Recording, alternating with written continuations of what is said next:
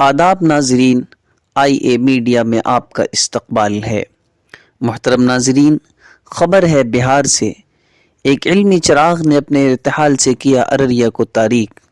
अपनी शायरी से कौम मिल्लत की तर्जुमानी करने वाले शायर ने दाई अजल को कहा लब्बैक। एक ऐसी शख्सियत जिसने अररिया ही नहीं बल्कि पूरे बिहार को रंजो गम का वारिस बना दिया। एक ऐसा शायर जिसकी शायरी मोहब्बत, क़यादत, रिफ़ाक़त, शुजाअत, सक़ाफ़त का मजमुआ होती थी, दुनिया को अलविदा कह गया। जी हाँ, मैं बात कर रहा हूँ उर्दू अदब के उस मुहाफिज की जिसको ज़माना हारून रशीद गाफिल के नाम से जानता है। हारून रशीद गाफिल एक नाम ही नहीं बल्कि अपने इलाके का ब्रांड एम्बेसडर था।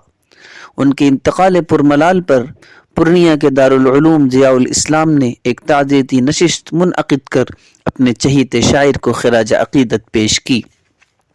ताज़ियती नशिस्त के हवाले से गाफिल एक शायर ही नहीं बल्कि सीमांचल की सक़ाफ़त के अलमबरदार थे।